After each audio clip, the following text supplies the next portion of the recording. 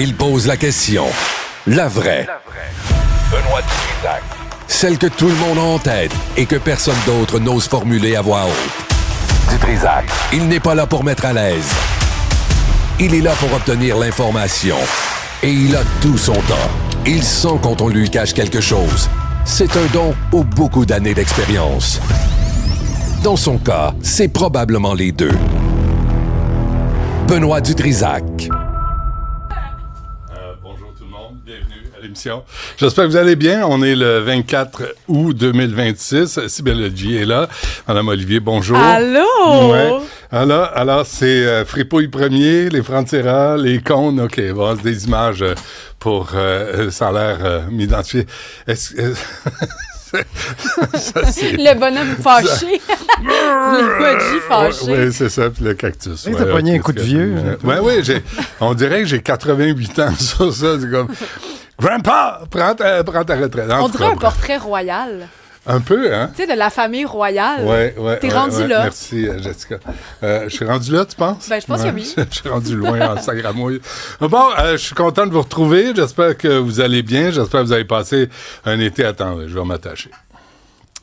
Un été sympathique. Toi, t'es allé sur la Côte-Nord, hein? Je suis allée jusqu'au bout de la 138. Puis, donc, t'es ça, revenu? c'est à l'autre bout. Je suis revenue, c'était long. Oui. C'était très beau. Ouais. Beau paysage, des rivières partout, des lacs magnifiques. Je suis allée jusqu'à Kegaska, Benoît.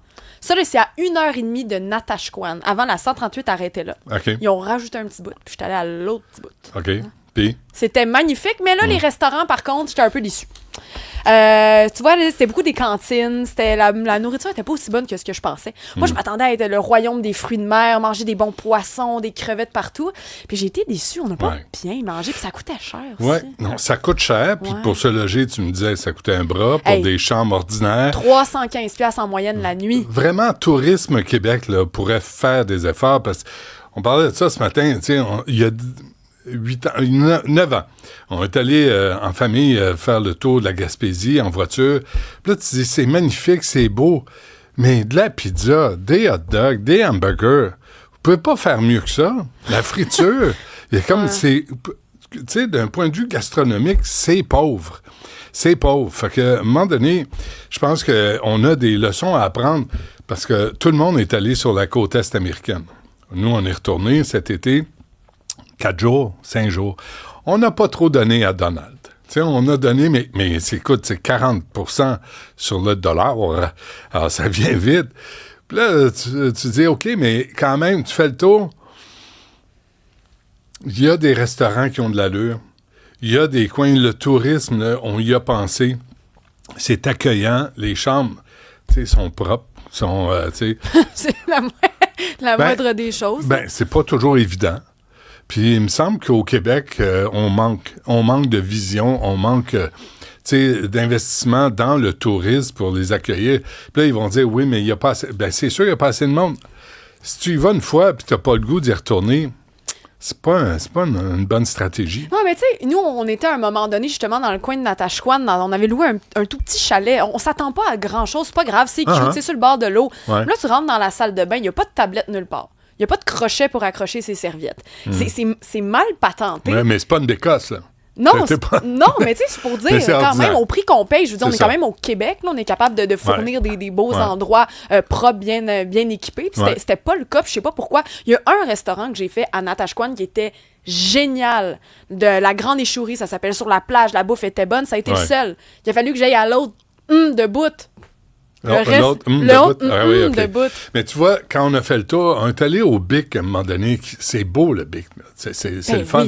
Oui. Mais on va de l'autre bord de la route, puis il y a comme un arrêt du gouvernement. Là, un endroit pour s'arrêter, là, pour une halte routière. Mm-hmm. Mais c'était dégueulasse, c'est même pas le mot. Ah! C'était sale. Il y avait de la marde partout. C'était écœurant. Je te niaise pas. C'était en quelle année, ça? Je te dis, il y a 9 ans. C'était d'un sale inimaginable. Puis là, tu dis, on a des touristes ont envie de faire un petit pipi, puis il ouvre la porte, puis il se retrouve là. Puis comment se fait que c'est pas entretenu? Comment se fait qu'on nettoie pas les haltes routières à travers le Québec? En tout cas, on va revenir là-dessus. On a toute une saison devant nous. Je veux juste féliciter les gestionnaires du pont Champlain, des transports pour la Rive-Sud. Puis, sincèrement, j'entendais Alexandre Dubé. Là, il y a un motocycliste qui s'est tué sur l'autoroute 15 à la hauteur de Saint-Adèle. Alexandre Dubé, il a fait une entrevue la semaine passée, avec Mme Duranceau, qui est élue dans ce coin-là. Puis, Alexandre disait, écoute, la 117 et la 17, et l'autoroute des Laurentides, faut s'occuper de ça, il faut repaver. Là, il y a un motocycliste qui s'est tué à cause d'un nid de poule. Puis là, il y a personne, Mme Duranceau en premier, là, qui sort dans les médias et dit « C'est inacceptable. C'est inacceptable. » Là, le sacramouille de ministère des Transports, là, on va l'envoyer faire sa job. Puis ils seront pas 8 à regarder un gars avec une pelle en train d'écraser de l'asphalte qui va revoler dans une semaine. Ils vont le faire comme du monde. Sinon, on va y sacrer dehors. Jamais t'entends ça. Jamais on t'entend, on va nettoyer la place. Il y a des élections qui s'en viennent en octobre, là. Mm-hmm. Il n'y en a pas un. Il n'y a pas un parti qui a parlé de l'état des routes. Puis il y a des gens, on en a vu un, là, motocycliste, des gens qui se tuent avec à cause des nids de poules, à cause du mauvais entretien, de la mauvaise construction des routes. Je pense qu'on se fait encore fourrer. Je pense qu'on se fait encore avoir sur les matériaux qu'on utilise pour construire des routes au Québec. Puis, la semaine passée, Alexandre Dubé en parlait avec Mme Duranceau. Mme Duranceau a dit, c'est pas, c'est toujours les mêmes sacramouilles de réponse. C'est pas parfait, on fait pas de miracle, on fait pas, toutes les réponses niaiseuses là, qu'on peut entendre. Puis là, tu dis, on te demande pas d'être parfait, on te demande pas des miracles, on te demande d'être compétent, de le faire comme du monde. Mais t'as pas peur qu'avec la nouvelle élection, justement, là, les partis disent, ouais, mais c'est pas notre faute, c'est le parti avant qui en a pas assez fait, ça, on va l'entendre longtemps. Ouais, mais c'est ça. Mais c'est à nous de dire, ça suffit. On veut pas l'entendre. Dites-nous ce que vous allez faire. Puis arrêtez de bitcher les uns contre les autres. Là, nous, à 10h30, en attendant Marois Risky, qui va arriver aux élections, le jour ou après les élections, on va recevoir, en théorie, on va le voir. Là. On va voir comment ça file. C'est organique, cette patente-là. On va au feeling. Puis on va recevoir tous les partis politiques, ceux qui veulent venir, ceux qui ne veulent pas venir, restez chez vous, le mansac. Puis venez nous dire ce que vous allez faire. Pas bitcher contre le gouvernement de la CAQ, qui était avant libéral, qui était avant péquiste, qui était, on va pas remonter à l'Union nationale, là. Donc, qu'est-ce que vous voulez faire? Avec la santé, avec l'éducation, avec la criminalité, qu'est-ce que vous avez comme plan de match? Puis si vous n'avez pas, restez chez vous. Ou si vous n'avez pas, puis vous voulez faire semblant d'en avoir un, restez chez vous, parce que ça passera pas. Bref, c'est ce qui s'en vient. Juste un mot là-dessus. Moi, j'habite sur la Rive-Sud. On s'est fait une petite réunion hier sympathique à la maison. Il y a plein de gens qui sont venus. Ceux qui ne sont pas venus, restez chez vous. Puis là, tu apprends que le pont Champlain était fermé en direction de la Rive-Sud. Un repavage. Ça fait combien de temps que le pont Champlain a été construit? Puis on doit déjà refaire le pavage. Premier problème. Deuxième problème, c'est... là, tu sais, Mobilité Montréal ou cette gang de coin-coin-là, là, consulter les médias puis les transports en commun. Oui, c'est vrai, c'est ce qu'il avait dit. Excusez-moi, là, mais on s'est interdit de prendre un autobus sur le pont Champlain, selon la loi du REM, parce que tu peux pas avoir un transport collectif qui va dans le même sens que le REM. Fait que tu peux pas avoir ça. Que les gens disent, on va prendre le pont Victoria. Le pont Victoria est fermé aussi. Alors, il reste le pont Jacques-Cartier, le tunnel qui est en travaux, puis le pont Mercier qui tient avec du duct tape. Parce que le pont Mercier est en réparation depuis 2008. Oui, mais le pont Jacques-Cartier, avec les événements de cyclisme qu'il va y avoir sous peu, ils nous l'ont dit, attention, ça va être très, très, très, très, très, très, très compliqué, surtout pour toi qui vas le traverser à chaque jour. Ouais, je me demande de quoi on va parler là, pendant pas de ça tout le temps. Non, là. C'est ça, mais oui. Bon. Ben oui, jusqu'à temps que ça change. Comment se fait qu'il n'y a aucun parti qui dit « Hey, savez-vous quoi? Là, on constate que c'est bloqué partout, là. On va y voir. » Hey, là, je reviens avec le troisième lien. Moi, je suis pas de Québec. J'aime la ville de Québec. J'aime les gens de Québec. J'aime ça aller à Québec. Et je les vois se faire enfirouaper, pour pas dire autre chose, par la classe politique, par la CAQ qui dit « on va faire un troisième lien, on fera pas de troisième lien ». Les études disent que non, les études disent que oui. Là, il y a un accident sur le pont Pierre-Laporte. Là, tout est bloqué, mais c'est pas de la faute, c'est simple. Depuis le temps qu'on en parle, il serait construit. Il serait construit. On aurait fini. T'es optimiste. Non. Moi, non. Non? Moi, je suis pigiste. OK. Je suis pas optimiste, je suis pigiste. Bon. Puis quand t'es pigiste, toi, t'es employé ici. Moi, je suis pigiste.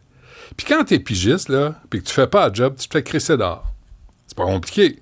Et tous les pigistes, les travailleurs autonomes qui m'écoutent, là, se hochent la tête. Puis disent dans leur voiture, dans leur bureau, en changeant des couches, en faisant le lavage. T'es pigiste. Si tu fais pas un job, t'es dehors. C'est pas compliqué. Puis ça t'oblige, sais-tu quoi? À faire ta job. Oui. Rendement. Rendement, mais productivité, compétence, puis de faire avec les moyens du bord. Puis ça, je trouve qu'on l'a oublié au Québec. Il y a beaucoup d'argent qui est gaspillé. Il y a beaucoup d'argent qui va en primes inutiles. Il y a beaucoup d'argent. On va revenir sur les mêmes thèmes parce que c'est pas réglé. Et moi, je peux pas croire qu'on commence une nouvelle saison, puis on va se dire, on revient avec ces thèmes. C'est sûr que oui, c'est pas réglé. L'entrée à Montréal, au pont Jacques-Cartier, je suis parti en juin. J'ai été slacké en juin. Finalement, ils m'ont réembauché. Mais, ah oui, finalement. Mais In extremis, ils ont pas trouvé personne. Ils n'ont personne d'autre qui veut se lever le matin pour travailler. L'entrée à Montréal, au pont Jacques-Cartier, il n'y a pas d'urgence. Ça ne travaille pas sur ce chantier-là. Là, ils vont dire, M. Dutrisac, ils travaillent en dessous parce qu'ils refont les structures. Non, ils sont pas là. Ça bouge pas. Ça bouge pas. Puis il me semble qu'il y a urgence. C'est l'entrée à la ville. Madame Martinez-Ferrada est pas mieux que Valérie Plante. Je lui ai dit ici, quand elle est venue, elle vient plus en entrevue, hein? Madame Martinez-Ferrada? Je voudrais pas dire ça avec la saison qui commence. On est au jour Mais on l'a invitée souvent, là. On l'a invitée souvent. Elle est Puis venue une fois. Elle est venue une fois. Moi, je veux pas qu'on se fasse des... On a des amis, là. Mais nous pas nos amis. Non, j'ai pas d'amis, moi. Moi, j'ai pas d'amis. Okay. J'ai pas de service à rendre à personne.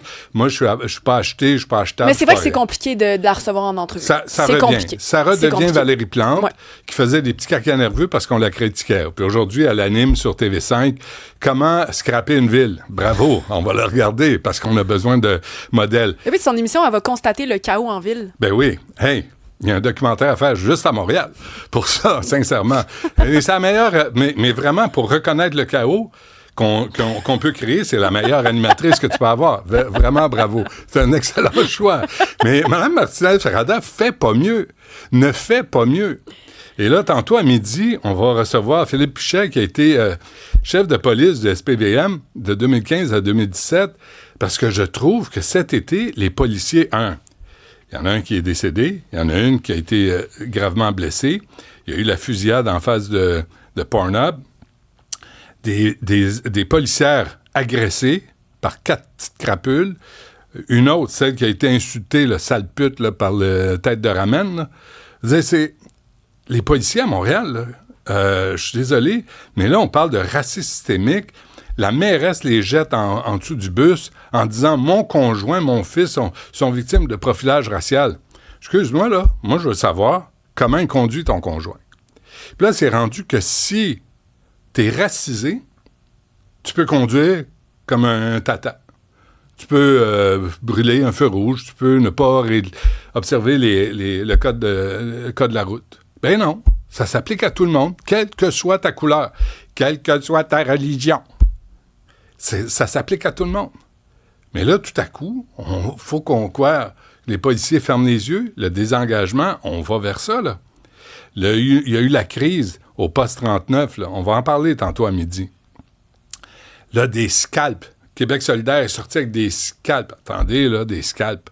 Attendez. Mais moi, ma question, c'est de tous les arrondissements à Montréal, puis on a encore vérifié ce matin, parce que moi, je l'avais lu, puis on a vérifié, toi puis moi, Cybèle. de tous les arrondissements à Montréal, c'est à Montréal-Nord où il y a le plus haut taux de crimes contre la personne. Alors, qu'est-ce qu'on fait? Qu'est-ce que les policiers doivent faire? Ben là, il ne faut pas les agresser. On ne veut pas faire le profilage racial. Je pense que la grande majorité des policiers appliquent le comportement criminel, le profilage criminel. Si tu te comportes de façon douteuse, on peut te coller et te demander des informations. Puis sais-tu quoi? Je pense qu'il faudrait s'occuper des citoyens honnêtes de Montréal-Nord, des familles, des personnes âgées qui ne sortent plus le soir parce qu'ils ont peur d'aller au parc. Parce qu'il y a des gangs de rue qui font la loi. Puis là, si tu interviens, c'est du profilage racial. Fait que qu'est-ce que tu fais? Fadi Daguerre dit, allez jouer au ballon avec eux autres. Faites-vous amis avec les gangs de rue. Hey, ça marche. Le plus haut taux de crimes contre la personne, c'est à Montréal-Nord. Alors, qu'est-ce qu'on fait pour les citoyens honnêtes et intègres? Pas les crapules, pas les gangs de rue. Mais c'est tout à l'envers. Puis là, Fadi Daguerre qui sort, là, puis qui blâme presque les policiers. T'es là-dedans tous les jours. Puis tu vois comment ils se comportent. Tu vois ce qui se passe. Tu vois qu'il y a de la criminalité. T'es policier ou policière. Puis là, tu te dis, est-ce que vraiment je vais intervenir? Est-ce que vraiment je vais poser des questions à ce gentil garçon? Puis je comprends qu'il y a du profilage. Tu sais, ça se peut qu'il y ait du profilage. Ça se peut qu'il y ait des erreurs. Ça se peut que tu te fasses arrêter, puis qu'on te demande tes papiers, puis que tu n'as rien à te reprocher. C'est possible. Mais, en même temps, il y a un problème de criminalité, le plus haut taux de tous les arrondissements, et là, on se préoccupe du comportement, c'est correct, là, des policiers. Puis s'il y en a des racistes, on va y sortir. Il y en a 3 qui ont été suspendus, là. Il y en a 6 qui ont été suspendus ou déplacés. C'est correct. Mais qu'est-ce que vous faites pour la criminalité au quotidien? Là où c'est rendu que c'est correct de faire ce que tu veux puis de scraper la vie au quotidien des gens honnêtes. C'est un peu à l'envers comme système. Fait que, y a-tu autre chose? Écoute, tout le monde nous dit qu'ils sont bien contents de te retrouver, Benoît. Entre autres, vraiment, là, les commentaires rentrent à la pelletée. J'ai pas le temps de toutes les lire là tout de suite. Mais il y a plusieurs personnes qui nous ont parlé des travaux sur le pont là, qui s'en viennent, des gens qui ont travaillé là. Tantôt, quelqu'un nous a écrit pendant que tu parlais du pont Champlain. Il a dit là, attends, je veux juste t'expliquer. C'est parce que présentement, il y a du resurfaçage. On a limé, on a sablé le pont à 40 mm pour être sûr de pouvoir l'entretenir pour plus longtemps. Alors, c'est ça qui se passe. Il a été construit il y a combien de temps, le pont Champlain? Ça remonte à quand? 2017? 2016? Est-ce que ça dure? Débuté en mai 2015. Débuté? Oui. Mais donc, ça a duré comme 2 ans. 42 mois. Fait que plus presque 4 ans. Ouais, presque fait que, 4 mettons ans. 2018. Fait qu'après 8 ans, il faut refaire le pavage du pont Champlain. C'est de l'entretien, du resurfaçage. 2019 complètement, merci Olivier. Fait qu'en 7 ans, il faut refaire. Écoute. Tu trouves ça cheap? Ben, c'est parce que quel genre de pavage on a installé? Ben, c'est comme les routes, c'est comme tu l'as dit, ben oui. Ben non, mais on s'est-tu fait fourrer quand on a fait construire le pont Champlain? Qui a fait le pavage du pont Champlain? Parce que là, après 7 ans, il faut le refaire. Ah, c'est ça, il nous dit que c'est parce que s'il y a des fissures trop profondes, ça va endommager la chaussée de la structure. D'accord. Comment ça fait qu'il y a des fissures après 7 ans? C'est comme le premier changement d'huile avec une auto neuve. Serge nous dit ça. Je sais pas. Est-ce que 7 ans, mais là, répondez-nous, ceux qui travaillent là-dessus, 7 ans, c'est-tu beaucoup? Un changement d'huile, là, c'est de la prévention pour ton moteur. Là, on parle de fissures. Après 7 ans, ça n'a pas d'allure. Il n'y a pas de garantie? Garantie 25 ans? Ouais, ouais. Comment ça fait que c'est pas super? Puis, tu sais, on m'avait dit, j'avais parlé à l'ingénieur du premier pont Champlain. Il était un vieux monsieur anglo, puis il parlait français, il me semble. Puis il m'avait dit, ça c'est chez les prix Nobel de la radio, là, il y a une dizaine d'années, il m'avait dit, à cette époque-là, il dit, il aurait dû construire le pont Champlain comme le pont Jacques-Cartier en métal. Il dit, le pont Jacques-Cartier, là, il va jamais s'égrener comme le ciment. Puis là, ben, on le refait en ciment, le pont Champlain. Fait que là, on va recommencer à payer. C'est l'État du Québec. On s'arrête un instant. On prend une grande respiration. Oh, même pas. On prend une petite gorgée d'eau. Tout va bien. Me rincer le dentier. Puis on revient avec Alexandre Moranville.